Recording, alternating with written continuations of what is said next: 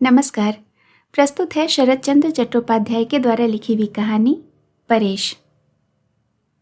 मजूमदारों का वंश बड़ा है। गांव में उनकी बड़ी भारी इज्जत है। बड़े भाई गुरुचरण इस घर के कर्ता धर्ता हैं। केवल इस घर के ही क्यों, उन्हें अगर सारे गांव का कर्ता धर्ता कहा जाए तो कुछ अतिशयोक्ति न होगी। बड़े भाई तो और भी थे, पर इतनी श्रद्धा भक्ति का पात्र श्रीकुंजपुर में और कोई न था। अपने जीवन में बड़ी नौकरी उन्होंने नहीं की। गांव छोड़कर अन्यत्र जाने को राजी हो जाते तो उनके लिए वह दुष्प्राप्य नहीं था। लेकिन यौवन में जो एक बार निकटवर्ती जिला स्कूल की मास्टरी के काम में घुसे तो किसी भी लोभ से उस शिक्षालय की ममता छोड़कर अन्यत्र जाने को राजी नहीं हुए। यहाँ उनका वेतन 30 से बढ़ते बढ़ते 50 रुपया हो गया था और अब उसका आधा 25 रुपया पेंशन पाते हैं। 3 साल हुए उन्होंने अवकाश ग्रहण कर लिया है। संसार में आज तक रुपए की कमी उनके लिए कोई बड़ी चीज नहीं हुई। अगर ऐसा न होता तो झगड़ा मिटाने, मामलों का फैसला करने, दलबंदी की गुत्थियां सुलझाने में उनका आदेश ही श्रीकुंजपुर में सर्वमान्य नहीं हो सकता। उनकी असीम धर्मनिष्ठा, चरित्र की दृढ़ता और अविचलित साधुता के सामने सभी कोई इज्जत के साथ सिर झुकाते हैं। आयु लगभग 60 के आसपास होगी। अगर कोई आदमी चरित्र, साधुता या धार्मिकता में ज्यादती दिखाता है तो आसपास के 10-20 गांव के लोग उसका यह कहकर मजाक उड़ाते हैं कि उफ, तुम तो एकदम गुरुचरण मालूम होते हो। गुरुचरण की स्त्री नहीं थी, केवल एक लड़का था, विमल। संसार में शायद अद्भुत कहलाने लायक सचमुच कुछ है ही नहीं तो इतने बड़े और सर्वगुण संपन्न पिता का ऐसा सर्वदोष संपन्न पुत्र कैसे हुआ, कुछ समझ में नहीं आता। पुत्र के साथ पिता का सांसारिक संबंध नहीं के बराबर था। उनका सारा का सारा बंधन जा पड़ा था भतीजे परेश पर, हरिचरण का बड़ा लड़का, मानो उनका अपना ही लड़का हो। परेश एमए पास करके कानून पढ़ रहा है। उसे वर्ण परिचय की पुस्तक से लेकर आज तक सब कुछ वे ही पढ़ाते आ रहे हैं। विमल ने कुछ नहीं सीखा। उनका यह दुख परेश से मिट गया। छोटा भाई हरिचरण इतने दिनों से परदेश में मामूली नौकरी ही कर रहा था। सहसा लड़ाई के बाद न जाने कैसे वह इतना बड़ा आदमी बन गया कि नौकरी छोड़कर घर चला आया। लोगों को ऊंचे ब्याज पर रुपए उधार देने लगा। स्त्री के नाम से एक बगीचा खरीद लिया और भी 2-1 काम ऐसे किए जिससे उसके रुपए की गंध को 5-7 गांव के लोगों की नाक तक पहुंचते देर न लगी। एक दिन हरिचरण ने आकर विनय के साथ कहा, भैया, बहुत दिनों से आपसे एक बात कहने की सोच रहा हूं। गुरुचरण ने कहा, अच्छी बात है, कहो।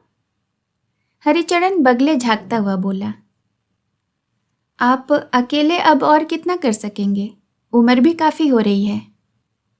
गुरुचरण ने कहा, सो तो है ही, 60वां चल रहा है। हरिचरण ने कहा, इसी से तो कह रहा था कि मैं अब घर पर ही रहूंगा। जमीन जायदाद सब गैर सिलसिले से पड़ी हुई है, जरा निशाना लगाकर मैं ही अगर।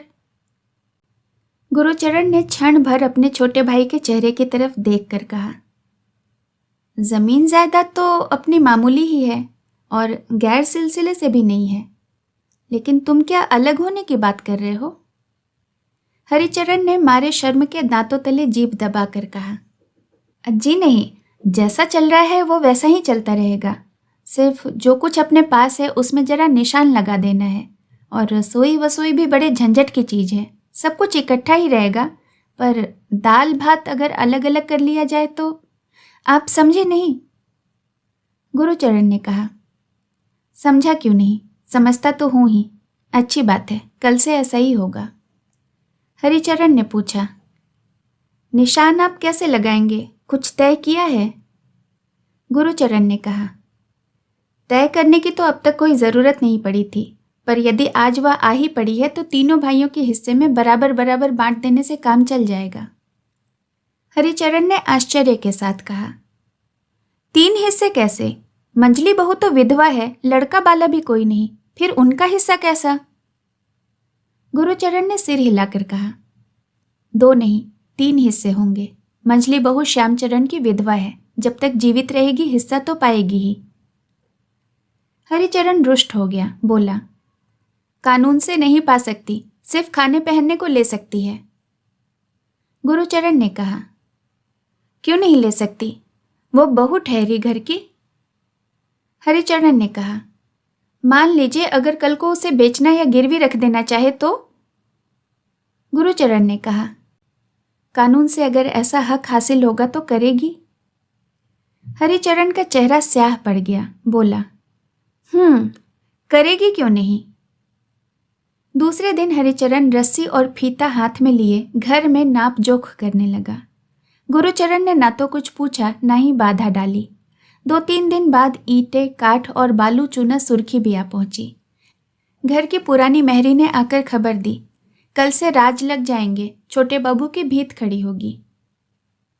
गुरुचरण ने हंसते हुए कहा, सो तो देख ही रहा हूं, कहने की क्या जरूरत है। 5-6 दिन बाद एक शाम को दरवाजे के बाहर पैरों की आहट सुनकर गुरुचरण ने मुंह उठाकर पूछा, पंचू की माँ क्या है? पंचू की माँ बहुत दिनों की पुरानी मेहरी है। उसने इशारे से दिखाते हुए कहा, मंजली बहू खड़ी हैं बड़े बाबू। बड़ी बहू के मरने के बाद से विधवा भ्रातृ बहू ही इस गृहस्थी की मालकिन है। वे ओट में खड़ी होकर जेठ के साथ बोलती हैं। उन्होंने मृदु कंठ से कहा, ससुर के घर से क्या मेरा कुछ भी दावा नहीं, जो छोटी बहू मुझे रात दिन गालियां दिया करती है।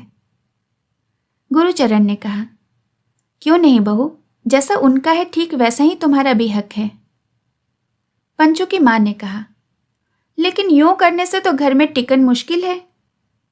गुरुचरण सब सुन रहे थे। क्षण भर चुप रहकर बोले, परेश को आने के लिए चिट्ठी लिख दी है पंचू की मां, उसके आते ही सब ठीक हो जाएगा, तब तक तुम लोग जरा सहती रहो। मंजली बहू ने दुविधा करते हुए कहा, लेकिन परेश क्या?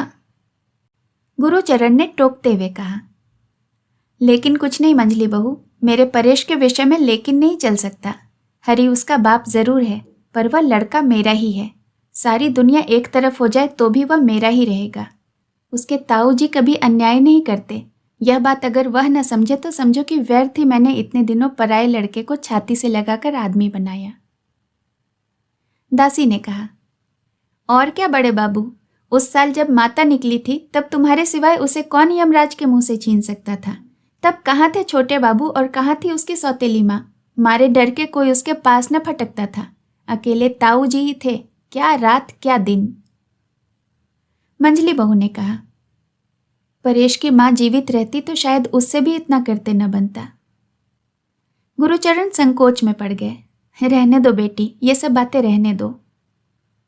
उसके चले जाने पर वृद्ध गुरुचरण की आंखों के सामने मानो विमल और परेश दोनों पास पास खड़े हो गए। जंगले के बाहर अंधकार में आकाश की तरफ देखकर उनके मुंह से एक दीर्घ निश्वास निकल पड़ा।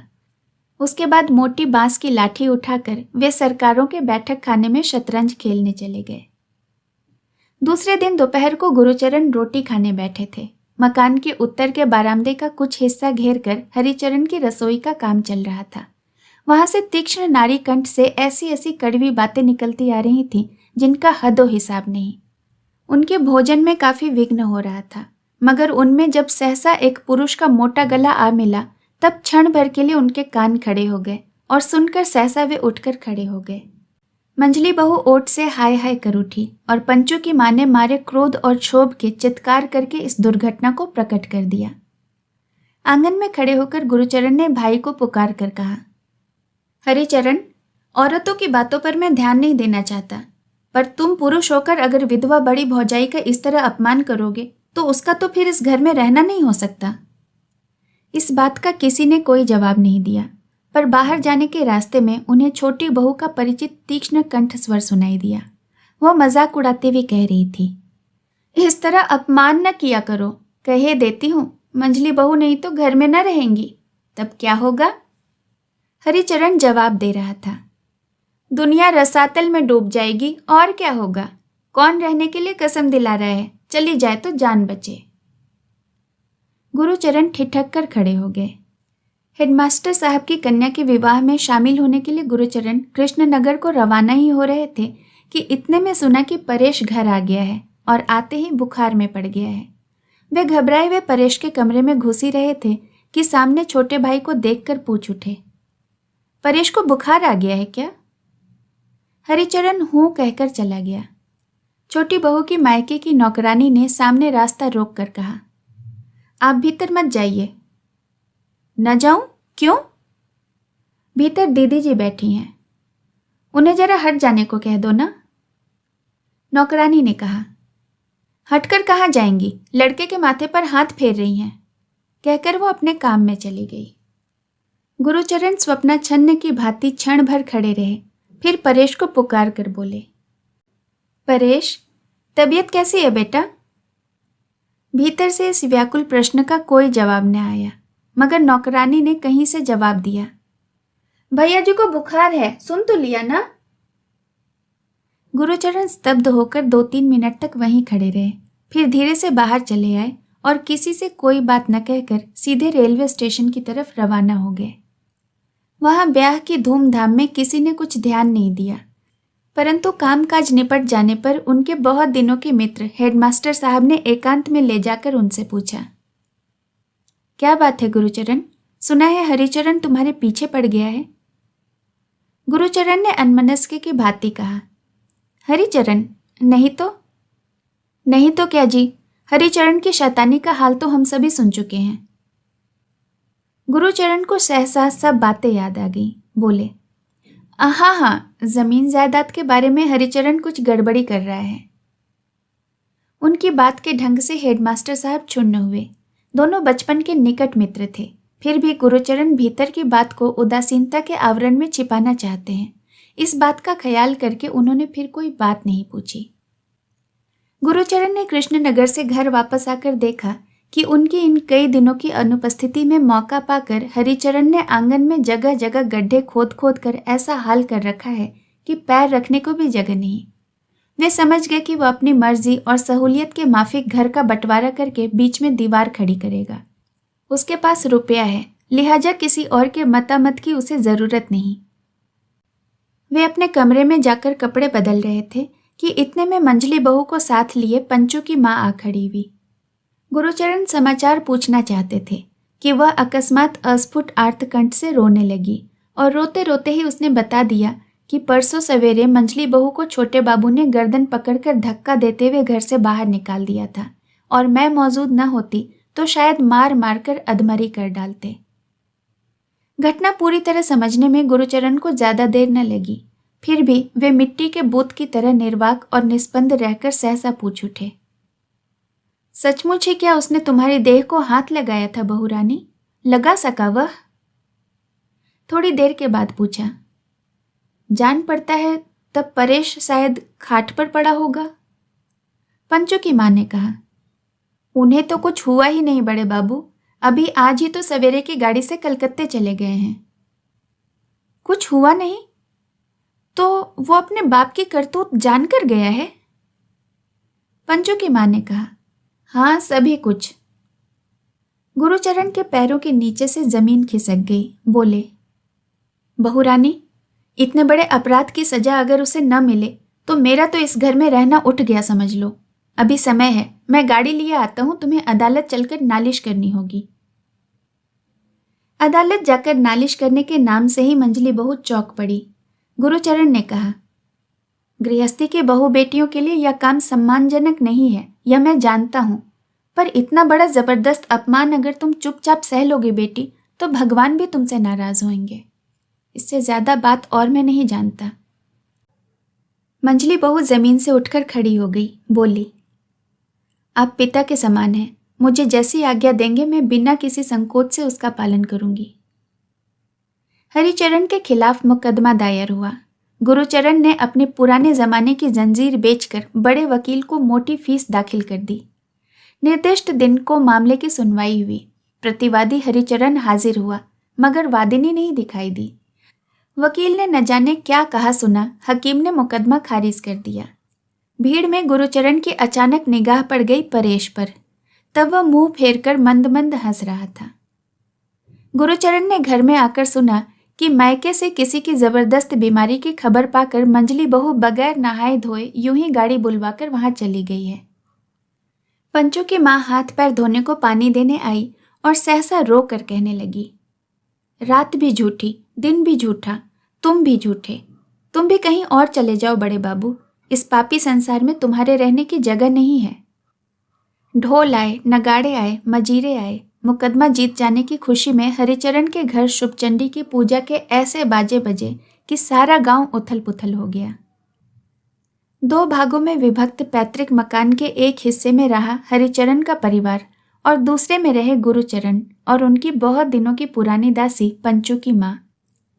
दूसरे दिन सवेरे पंचू की माँ ने आकर कहा, रसोई का सब सामान जुटा दिया है बड़े बाबू।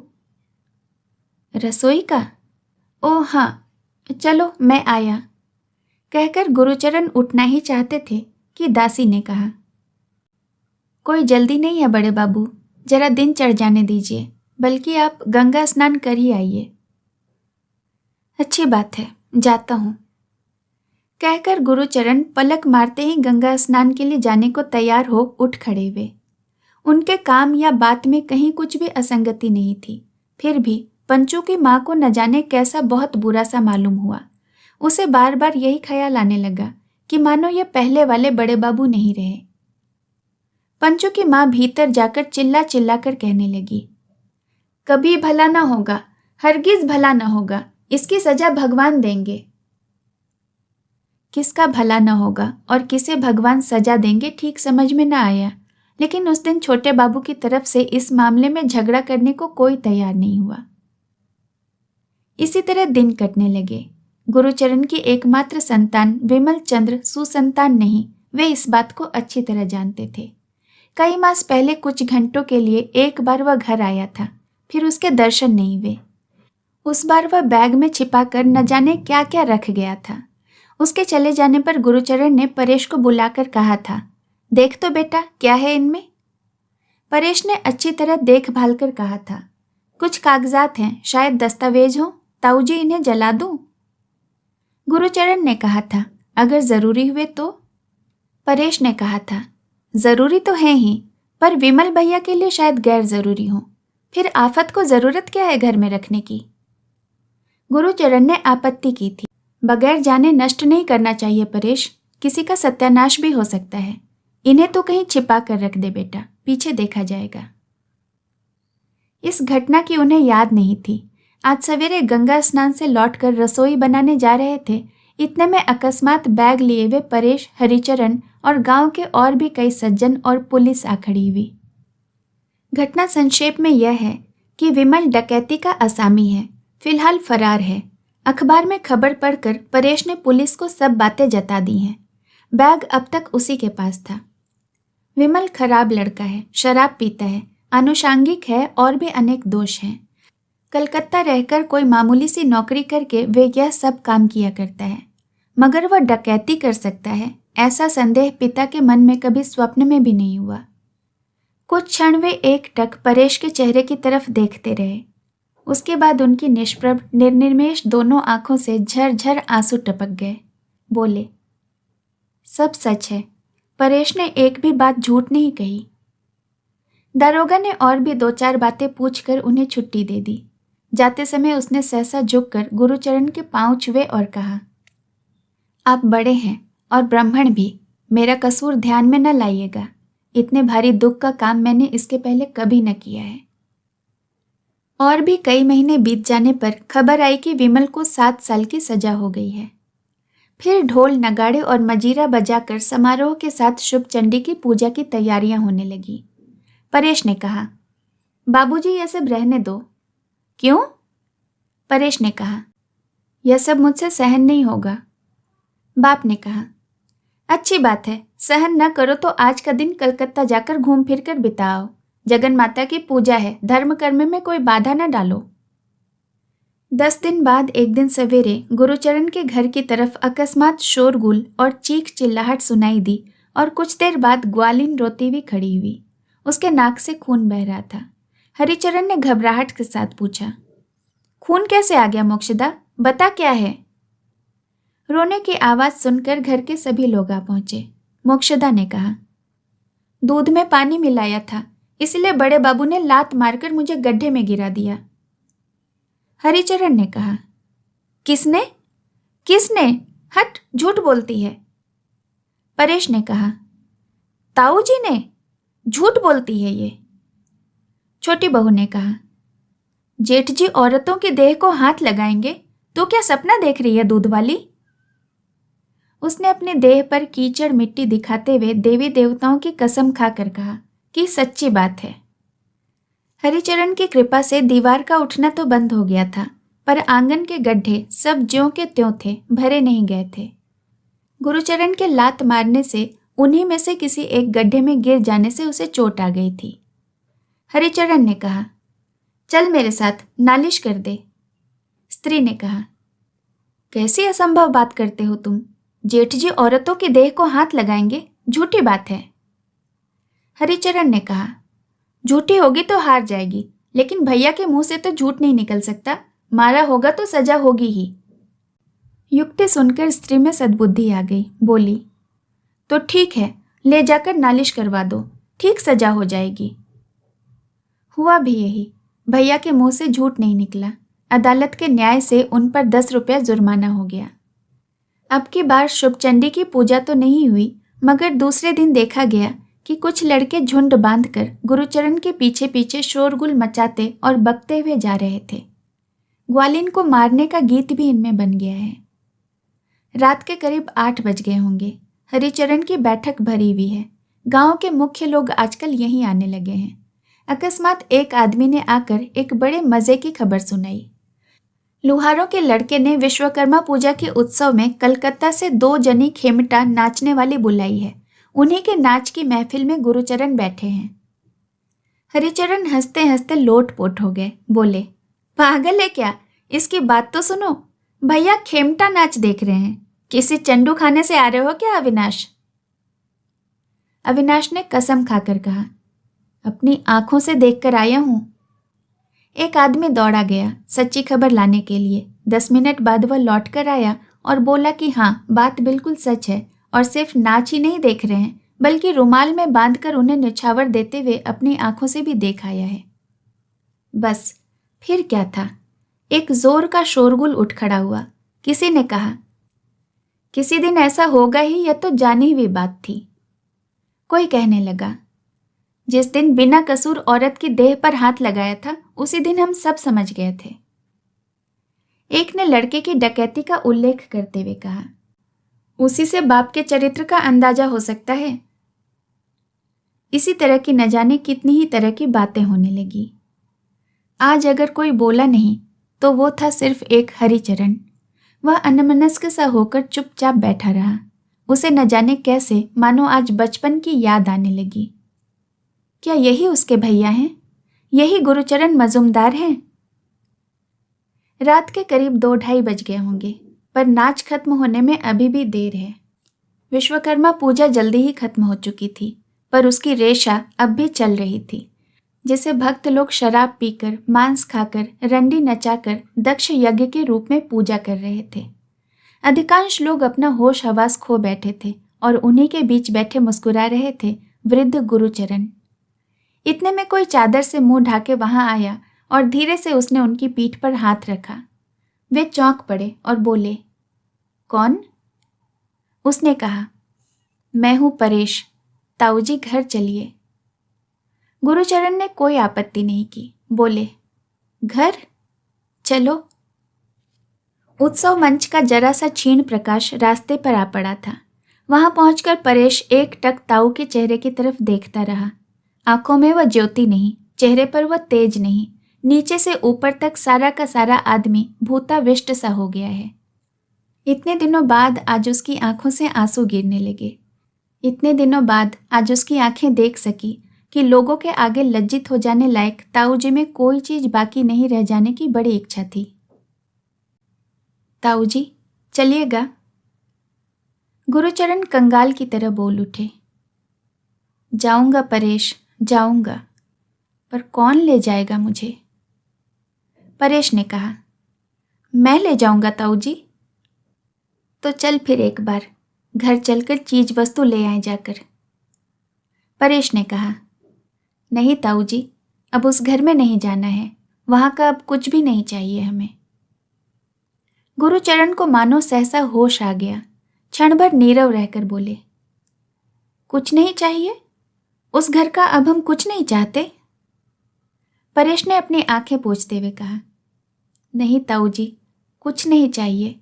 उन चीज़ों को लेने वाले और भी बहुत हैं वहाँ। चलिए।